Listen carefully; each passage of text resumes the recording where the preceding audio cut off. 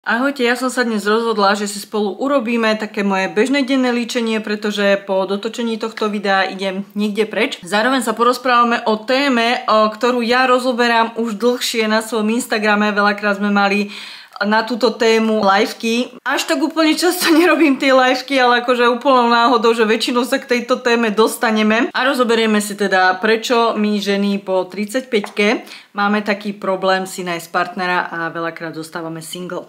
No ale na začiatku samozrejme si predstavíme produkty, pretože toto sú momentálne asi také moje najobľúbenejšie produkty, ktoré používam takmer dennodenne, málo kedy to obmením. A hneď na začiatku si dávam SPF-ko, pretože síce máme, že absolútne hnusné počasie u nás, je inverzia a UV index je 1, ale dnes som sa rozhodla, že si to SPF-ko dám, aj keď teda oveľa tenšej vrstve, ako si dávam cez leto, to ste si už teda mohli všimnúť, a keď mi to SPF-ko vsiakne, tak vám rýchlo ukážem všetky produkty, ktorými sa dnes budem líčiť. Samozrejme všetky produkty budete mať vypísané aj v popise videa, aby sme sa naplno mohli venovať tejto téme, pretože podľa mňa je veľmi zaujímavá. Ako make-up beriem Eveline Wonder Match Foundation v odtieni 10 Light Vanilla. Ja už budem vyškrapkávať spodok, takže preto ho teraz momentálne používam, lebo chcem ho proste domíňať, lebo nechcem tam mať zase nejaký make-up, kde je toľko to niekde na spodku. Takže Eveline Wonder Match. Dookola používam tento korektor Stay All Day od Essence. Dva púdre, ktoré tiež používam dookola. Catrice Under Eye Brightener Setting Powder. Pri tomto púdri sa asi trošku zastavím. Je to Catrice Bright and Blur v odtieni Soft Peach. A ja som ho trošku zhejtila v nákupoch a recenziách. A nakoniec zistím, že ten púder je fakt vynikajúci pre masnejšiu pleť, takže toto je také ospravedlnenie pre neho a momentálne ho používam každý deň. Bronzer Max & More Shea Butter Bronzer, fakt som si ho veľmi obľúbila. Licenka rozjasňovač Essence Soft Touch, toto je licenka v odtieni 10 Antique Bloom, to je tá, ktorú tu jediný odtieň, ktorý kúpite v DM-ke. A toto je Glazed Dew rozjasňovač. Zafixujem to NYX The Face Glue Setting Spray, ktorý používam, že fakt dookola. Na obočí je zase raz moja klasika Maybelline Express Brow a Gauche Brow Lift. Myslím, že toto kombo budete vidieť u mňa, že dosť často a veľmi dlho. Na oči The Balm Mid Matrimony, stále dookola ju používam, podľa mňa už v niektorých tieňoch sa pomaličky začne objavovať diera, čo povedať, pretože tie tiene sú úplne obrovské. Ale rozhodla som sa vyskúšať jednu novinku dnes, pretože mám tu nové tiene od Profusion, ktoré sa teda volajú Sparkling Eye Topper. Asi použijem tieto, pretože tieto mi prídu, že fakt až príliš trblietavé proste, takže možno, že použijem tieto, že nech sa trošku trbliecem. Špirály momentálne používam tieto The Wonder Show od Eveline a Lancome Hypnose. Neviem, po ktorej siahnem, to mám tak veľmi intuitívne. A pery sú asi vec, ktorú najviac mením v tomto mojom make-upe. Takže dnes som si vybrala Eveline Variete Gel Lip Liner v odtieni. Toto je jednotka Nude, tuto používam asi najčastejšie, tá je najviac zostrúhaná. Veľmi rada používam tento rúž Alverde Matte Lipstick v odtieni 16 Nude Attraction a on je už aj dosť starý, ale proste ja mám rada tento rúž a dosť často ho používam. A uvidím, ako veľmi trblietavé bude mať oči, keď to nebude také nejaké extra, tak si ešte dám na pery NYX Filler Instinct v odtieni, tento je Brunch Drunk, takže uvidíme nakoniec, ako to dopadne. Môžeme začať s témou, ja si teda beriem make-up, SPF-ko mi viac menej vsiaklo. A momentálne civilizovaný svet naozaj prežíva takú epidémiu single ľudí, pretože napríklad v USA je momentálne až 19% žien medzi 30 a 49 vlastne veku života single. Čo je pätina dospelých žien, čo by niekedy možno v 80., 70., 50. rokoch už vôbec nebolo. A preto hovorím o civilizovanom svete, pretože bohužiaľ na našom svete ešte sú stále oblasti sveta, kde sú dohodnuté sobáše, takže preto hovorím o civilizovanom svete, kde máme tú možnosť si vybrať. No, tento make-up asi už to najlepšie má za sebou. A dokonca predpoklad je, že do roku 2010 bude až 45% medzi 25 a 44 rokmi single. Ja som pripravila toto video v spolupráci ChatGPT, ale ako ja som tam fakt exaktne zadala, že chcem seriózne zdroje, to znamená, že nie, že mi bude vytvárať odpovede z nejakých časopisov a neviem čo. Takže mne tam dal aj zdroj, ja vám sem dám asi fotku, sú to rôzne sociologické prieskumy z rôznych univerzít, dokonca Harvard a podobne, takže sú to seriózne zdroje a ja budem samozrejme toto prekladať aj svojimi nejakými skúsenosťami, pretože ja si myslím, že naozaj to, čo poviem v tomto videu, tak reálne je aj pravda. A mám to zhrnuté do takých bodov, takže pôjdeme bod po bode. A to je, že majú vyššie nároky ako kedysi. Proste presne vieme, čo chceme a nechceme. A to ja vždy hovorím, že to je veľmi kontraproduktívne. Nie len teda pri výbere partnera, ako úplne to teraz odľahčím. Idete si kúpiť do obchodu topánky a presne viete, aké chcete. To je to najhoršie, čo môžete urobiť, že proste presne viete, čo chcete, čo nechcete. Vtedy nič. A ono by sa to dalo tak veľmi zľahčene prehodiť aj na toho partnera. Keď presne viem, čo chcem a čomu sa chcem vyhnúť, o to náročnejšie nájsť takého partnera. Už nie sme ochotné tolerovať nezrelosť, neúprimnosť, nejakú zlú komunikáciu alebo teda absenciu komunikácie, nevyrovnané vzťahy, nejaké ex, ku ktorým sa stále vracia a stále si spolu píšu a sú kamaráti a neviem čo všetko. A keďže sa dokážeme postarať sami o seba, tak naše sebavedomie stúpa a už nie sme ochotné byť s niekým len preto, lebo aby sme neboli samé. Už toto proste pri mnohých ženách nie je. Po druhé, ekonomická nezávislosť. Už proste nepotrebujeme muža na to, aby sa o nás postaral.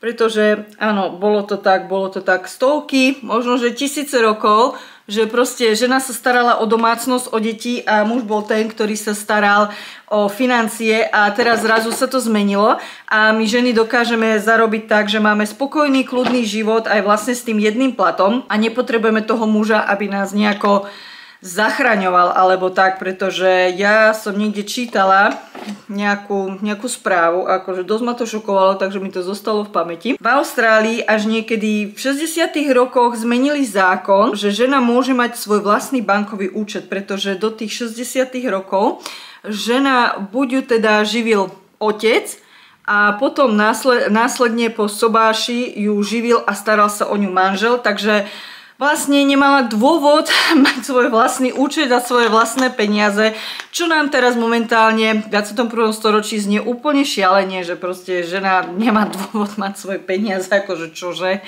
Fakt veľakrát ešte aj v minulom storočí to bolo tak, že proste žena zarábala málo alebo proste nemala také možnosti a to manželstvo bol jediný spôsob, ako si zabezpečiť živobytie, pretože žena sama sa ťažko uživila niekedy. Po tretie, sú to skúsenosti z predchádzajúcich vzťahov, tie traumatické skúsenosti, pretože už v tomto veku máme za sebou nejaké tie vzťahy a keďže sme samé, tak asi žiadny ten vzťah neskončil úspešne logicky. A naozaj je veľmi výnimočné, aby ľudia ukončili svoje vzťahy, že pekne. Pretože áno, aj to definitívne ukončenie vzťahu môže byť také, že áno, rozhodli sme sa ako dospelí ľudia, porozprávali sme sa, že ideme od seba, lenže to, čo tomu predchádzalo, bolo určite dosť traumatizujúce a nemuseli to byť ani nejaké, že bitky, alebo ja neviem čo, alebo podvádzanie, ale keď niekoho milujete a veríte tomu vzťahu a snažíte sa do toho vzťahu dať všetko a zrazu vidíte, že proste ten vzťah sa rozpadáva a vy s tým neviete nič urobiť, je to traumatizujúce, či to beriete tak alebo tak. Niekedy všetko, čo robíte pre ten vzťah, je málo, pretože ten človek vám nevie odovzdať to, čo vy potrebujete. Takže každý ten ukončený vzťah je nejaká tá trauma a to už nehovorím o vzťahoch, ktoré ukončila nevera, nejaké klamstvá, podvody, nedaj Bože nejaké týranie, či už psychické alebo fyzické dokonca. Všetky tie vzťahy, ktorými sme prešli, bohužiaľ zanechali na nás nejaké také tie jazvičky, ktoré si nesieme ďalej a je už na každom človeku, ako sa s tým dokáže vyrovnať, aj o tomto za chvíľku budem rozprávať. Po štvrté je to nerovnováha na trhu s mužmi, tak akože v úvodzovkách povedané. pretože kvalitných mužov je málo. Kvalitní muži sú už väčšinou zadaní a tie ženy sú šťastné, že proste majú také dobrého muža, tak ako si udržujú ten vzťah pekný. A je veľa mužov, ktorí sa nechcú viazať, chcú len nejaké také nezáväzné vzťahy, alebo keď aj majú vzťahy, tak nejde to do hĺbky, je to len také, že proste mám priateľku, stretávame sa, ale neplánujem s ňou nič do budúcnosti a niektorí muži takto doslova prežijú celý život a zrazu zistia, že majú 45 rokov, nemajú rodinu, nemajú deti a všetko im ako keby ušlo, ale proste takéto typy mužov sú. A to, čo aj ja vydávam veľakrát v mojom okolí, je to, že muži v našom veku, čo je okolo 40-ky, pretože teraz sa vlastne bavíme o ženách 35 viac, ja mám teda 41, takisto som single niekoľko rokov, takže všetko toto sa ma dotýka a muži v tom mojom veku, čo ja viem 40 plus, preferujú mladšie partnerky 25-30. Proste ja to vidím, že je to tak. Hnevá ma to, pretože ja osobne preferujem partnera v mojom veku, a partneri v mojom veku preferujú mladé ženy, čo ja im teda v mnohých veciach konkurovať už neviem. No, takže je to také trošku, no, toto je nepríjemná súčasť. Samozrejme, muži si môžu, tí kvalitní muži si môžu vyberať určite. My ženy sme už na tom trošku horšie. Po šieste, vzťahy už nie sú iba, veď nejako to bude. Ako viem, sú také vzťahy, mnohí ľudia, mnohé ženy majú také vzťahy, že už to nejako doklepeme alebo tak. Ale skôr vidím ten trend, že proste keď ten vzťah nefunguje, tak tá žena odíde. Väčšinou tá žena odíde, pretože muži sú zvyknutí, že nefunguje to, ale tak nejako to dáme a oni sú schopní nejako to dať celý život. My ženy nie, potrebujeme už trošku viac, pretože naše očakávania sú už vyššie. Chceme, aby tá komunikácia medzi partnermi fungovala, aby tam bola nejaká tá emočná inteligencia, chceme od toho partnera, aby nás podporil v tom, čo robíme a hlavne, aby sme mali spoločné hodnoty. Takže ak toto nefunguje v tom vzťahu, tak my ženy máme momentálne tendenciu z toho vzťahu odísť a neudržiavať ho s tým, že veď nejako bude. Bohužiaľ, v tomto bode sme my ženy naozaj také, že toto sa zmenilo veľmi. A je to to, že mnoho žien dáva prednosť kariére a osobnému rozvoju. Nechcem povedať tak, že úplne sa vykašľú na hľadanie partnera, ale proste tá kariéra a nejaký osobný rozvoj je pre nich dôležitejšie ako hľadanie si partnera. Čo vydávam a je to proste tak. Aj my ženy máme svoje mínusy. Po siedme, už nefunguje ten nátlak spoločnosti, že proste musí si niekoho nájsť. Už nie sme tým tlačené, pretože naši rodičia sú niekedy už radi, že vôbec niekoho máme a nie, že ako to niekedy bolo. Inak ja som ešte z tej generácie, ktorá si pamätá, že dievčatá sa vydávali hneď po škole, po strednej škole a keď sa nevydala po strednej škole, tak akože čo viem, do tej 20-21, že nemala nejaký vážny vzťah, že našla si len potom, tak proste už bola stará dievka. A nechceli ju ani muži a nechceli ju ani tie mamy tých mladých mužov vlastne. Ale dnes to už nefunguje, dnes už tá spoločnosť je navyknutá, že mladá žena po škole chce ešte cestovať, chce si budovať kariéru a tak a nikto neočakáva, že bude sa 20-ke vydávať za svoju prvú lásku a hneď vlastne porodiť dieťa a všetky tieto veci sa budú diať, takže toto sa zmenilo a už ten tlak naozaj nie je. Po 8. Toto bohužiaľ prežívam aj ja a je to emočná únava z datingu, to znamená emočná únava z randenia. Pretože na online zoznamkách je naozaj pretlak ľudí, pretože v podstate každý nejaký single človek v nejakej fáze svojho single života sa rozhodne, že ide na nejakú zoznamku. A tých ľudí je tam veľa, ale kvalitných partnerov, ktoré akože si my ženy predstavujeme, je tam že extrémne málo. Takže to je tak, ako keď sa prehrabujete, ja neviem, veľmi teraz to berte akože uvoľnenie, prehrabujete sa v nejakom koši s výpredajovým oblečením a zrazu tam nájdete, že ten najlepší kúsok za pár eur. Takže to je asi tak. Ak máte chuť a čas a energiu sa dostatočne dlho prehrabávať tými zoznámkami, tak je možné, že nájdete toho partnera. Ale ja som minule čítala štatistiku, že vraj iba 10% vzťahov začína online. Takže veľké šance tomu nedávam. My ženy sme unavené z ghostingu. Ghosting je to, že s niekým si píšete deň, dva, všetko je super a zrazu jeden krásny deň ten chlap vlastne dá len že zobrazené a nič viac. A už sa vám nikdy neozve. A vy neviete, čo sa deje. Ono väčšinou nedieje sa nič, len natrafil na niekoho iného. Môže sa vám niekedy ozve za pol roka, ahoj, ako sa máš, dlho sme si nepísali a podobne. Ale toto je teda ghosting. Tie neúspešné rande, akože to fakt berie energiu, to veľmi berie energiu. Povrchné konverzácie, to je akože mor. Ja som povedala, že ja momentálne teraz nechodím na žiadne takéto zoznamky a nemám energiu toto riešiť, ale tie povrchné konverzácie, proste ahoj, aké máš hobby, čo si dnes robila, ako si sa vyspala.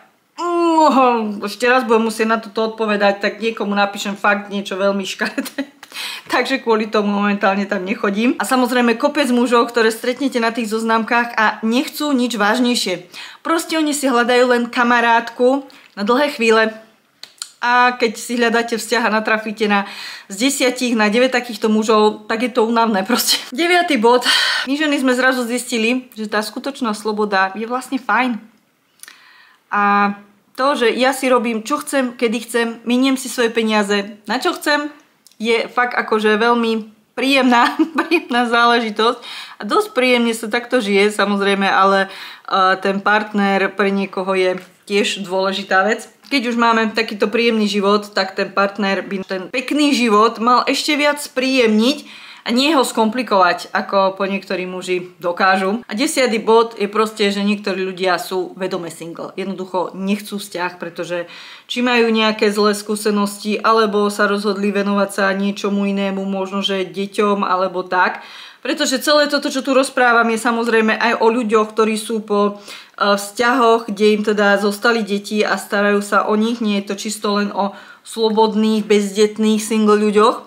Takže sú ľudia, ktorí sú aj vedome single a je to legitímna životná voľba, ktorú by sme mali proste tolerovať. Ja som tiež bola dlho vedome single, že proste som nechcela nikoho, pretože mala som zlé skúsenosti zo vzťahov, necítila som sa na to odovzdať niekomu energiu, keď proste ešte ja som nebola nejak na to pripravená. A bolo to obdobie prešlo, no v mojom živote sa síce nič nezmenilo, ale ako viem, že to tak môže fungovať. A poďme teraz na psychologické dôvody, prečo ostávajú ženy po 35-ke single. Poprvé je to vybudovaná identita a silné hranice osobnosti. Už sme hotové osobnosti, už nemáme 20 rokov, že proste tá naša osobnosť sa ešte nejakým spôsobom vyvíja, rozvíja a skúšame, čo budeme tolerovať, čo nebudeme tolerovať, už to proste vieme. Veľakrát ja počujem, že keď niekomu poviem, že mám partnera, že možno, že si len príliš vyberáva. To nie je vyberavosť, to je proste sebapoznanie. Ja viem, že nebudem vedieť byť s niekým, kto nebude spĺňať tie moje nejaké, nechcem povedať, že požiadavky, ale proste ak si s tým partnerom nesadneme v nejakých tých dôležitých veciach, ja s tým človekom nedokážem byť. Takže ono to nie je o tom, že ja som vyberavá, ale už poznám seba a viem, čo chcem, viem, čo môžem ponúknuť tomu partnerovi a viem, čo očakávam od toho partnera. Takže to nemá vôbec nič spoločné s nejakou vyberavosťou. Potom je tu veľmi silný dôvod a to je ochranný mechanizmus po zranení, po nejakom teda psychickom zranení, po zlom vzťahu a psychológovia hovoria o zníženej ochote znova riskovať ďalší nevydarený vzťah a znova riskovať ďalšiu tú bolesť. Po všetkých tých toxických vzťahoch a neverách a klamstvách a neviem čo všetkom, tak príde vám do života niekto, kto vám bude tvrdiť, že on je iný a bude všetko inak, ale proste vy viete, že aj ten predchádzajúci partner vám hovoril, že on je iný a bude všetko inak a bolo to všetko rovnaké. Takže už sme oveľa viacej opatrnejšie a jednoducho veľakrát si tá žena povie, že radšej budem sama, ako zase riskovať, že mi nejaký hňub ublíži. Tuto ma pobavilo, tento bod. Klesajúca tolerancia k drámam. Presne. Toto ja každému hovorím, že proste ja už nechcem muža, ktorý bude sa rád hádať, ktorý bude vyvolávať hádky, ktorý bude taký ten drama queen, pretože možno, že vám to teraz bude znieť divne, ale áno, takých mužov je veľa, že proste sú to také konfliktné typy a mnohí sú ešte takí, že vybuchnú za úplnú hlúposť, povadia sa s vami v obchode, neviem kde, zažila som, videla som, poznám také vzťahy a toto už nie. My ženy už proste potrebujeme pokoj, kľud, stabilitu, predvídateľnosť, hlavne predvídateľnosť toho, že čo ten muž spraví, urobí a nie sa báť, že idem niekde, čo ja viem, s ním potrebujem niekde ísť a teraz sa bojím sa mu povedať, že Ježiš, prosím ťa, mohol by si so mnou ísť tam a tam, lebo to a to. A vy neviete, či sa v tej chvíli nahnevá, alebo povie, OK, jasne, ideme. Toto my už nechceme a nepotrebujeme mať vo svojich životoch. No a bohužiaľ, toto vylúči mužov, ktorí nevedia komunikovať, sú emočne nezrelí, nezvládajú záväzky a majú taký ten nestabilný život, pretože takých mužov, ktorí sa aj po 35-ke vo svojom živote len máchajú a nevedia si nájsť nejaké miesto, je oveľa viac, ako som si myslela. Akože fakt je tých mužov veľa a ja som z toho zostala prekvapená, keď som vlastne zistila, že koľko je takých mužov, ktorí ešte po 35-ke vlastne ani nevedia, že čo chcú so svojím životom, kde chcú byť a čo chcú robiť a ako to majú všetko robiť. Proste stratení vo svojom živote. Ďalším bodom je tzv. Psychologická samostatnosť. Žena, keď už má svoje bývanie, svoj život, prácu, pokoj, priestor, rytmus, priateľský okruh, už je veľmi ťažké do toho pustiť nejakého partnera. Akože toto hovorím aj zo svojej skúsenosti, pretože ja som tak spokojná a kľudná vo svojom živote, že proste už pre mňa je to také, že teraz ten partner fakt bude musieť tak zapadnúť do toho môjho života, že pustiť do toho niekoho, kto bude mi robiť chaos v tom živote, to nie som veľmi už ochotná. Toto som presne ja, tento bod. Po 6. chceme emocionálne inteligentných mužov. To som hovorila už niekoľkokrát v niektorých bodoch, ale čo sú to tí emocionálne inteligentní muži, pretože my už vlastne v našom veku, prečo som zobrala tento, som chcela ten do rúžova, tu je. V našom veku my už nechceme len muža ako telo, už nechceme len spoločnosť, že s niekým byť a nechceme len ten status vzťahu, ale už chceme emočne zrelého muža, ktorý vie pomenovať svoje pocity, vie komunikovať, vie riešiť konflikty, vie prevzať zodpovednosť a nevytvára psychologický stres. Takých mužov je proste málo.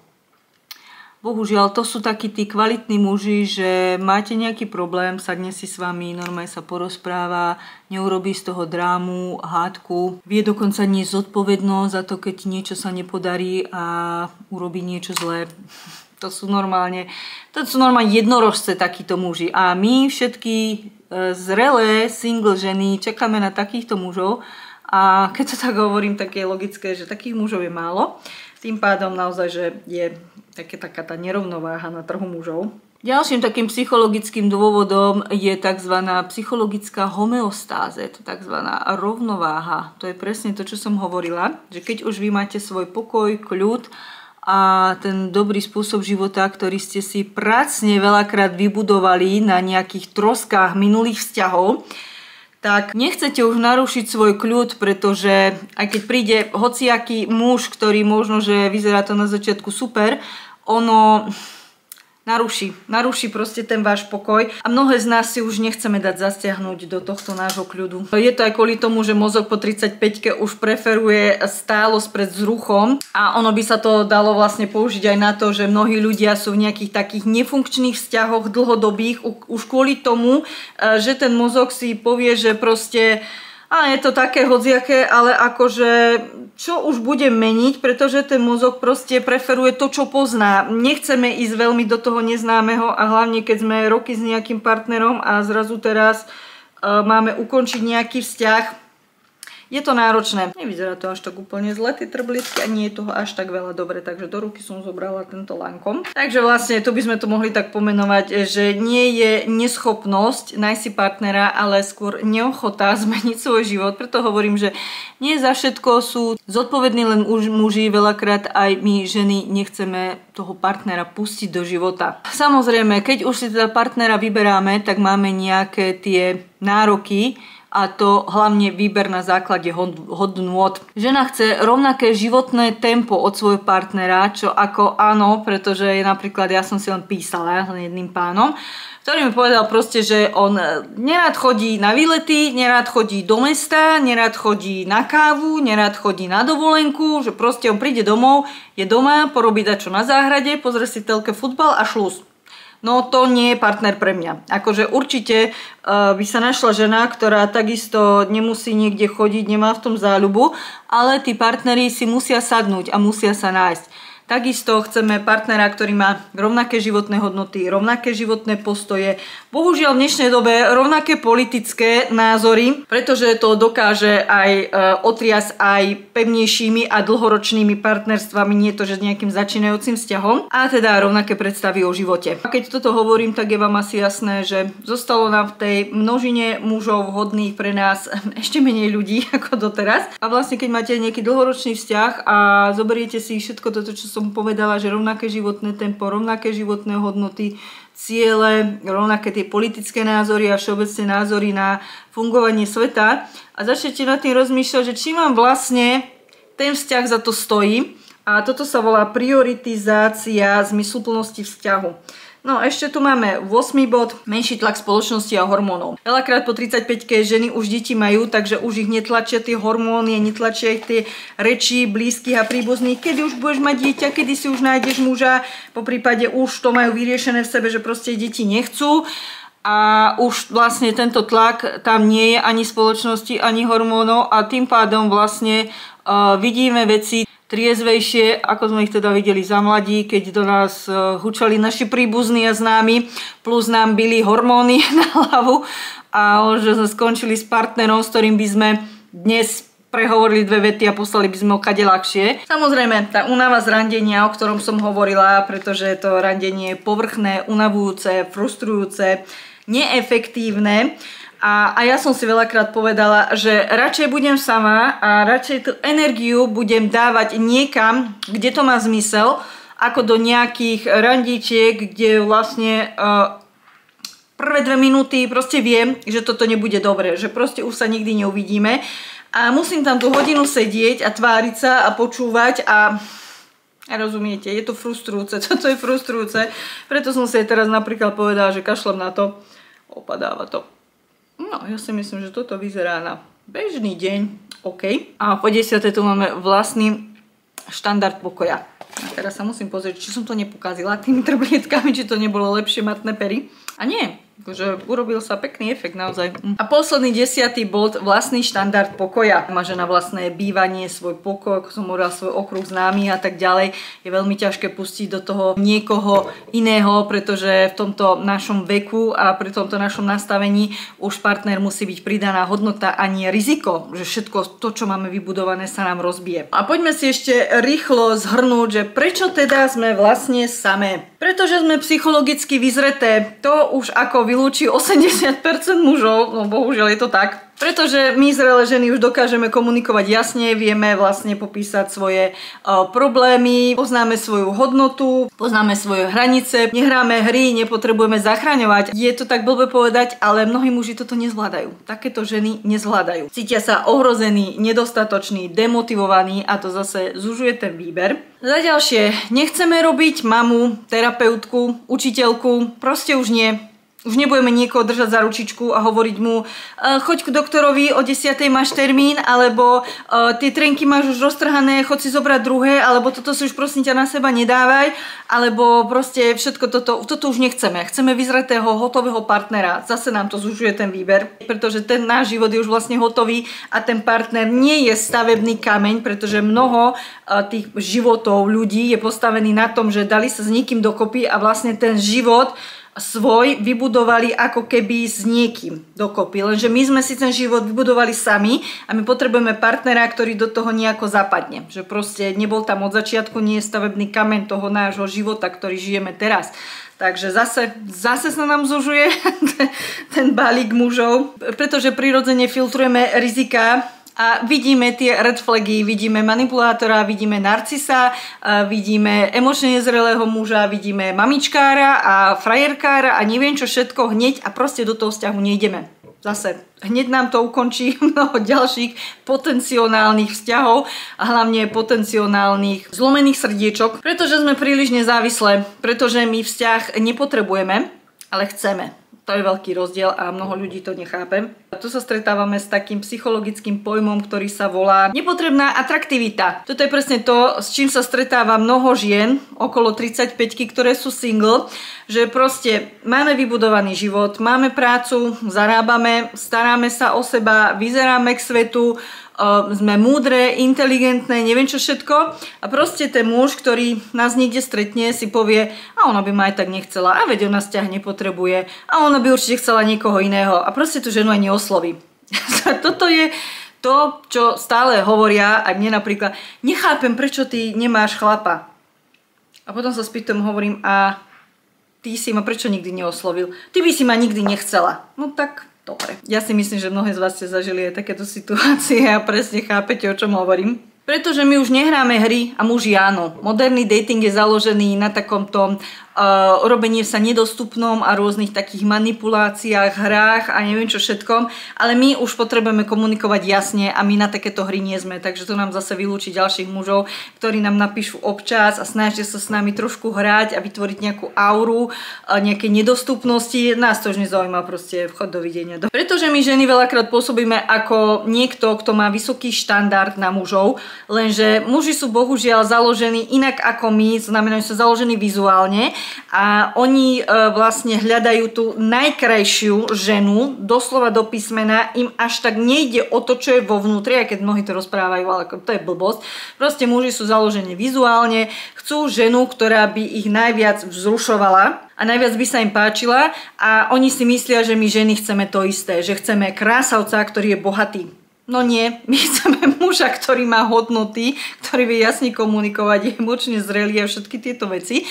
A oni to nechápu proste, že na čo mi bude nejaký krásny muž, ako hovorili naše staré mamy, že z peknej, ale prázdnej misky sa nenaješ, takže nie, ako fakt netúžim po krásavcovi milionárovi, samozrejme, keď má muž peniaze, je to plus. A ukončím to posledným bodom a to, že náš život je už pekný a ten partner by mal náš ten život ešte skrášliť, ako ho nejako rozbiť. Takže kvôli tomu sme vlastne samé.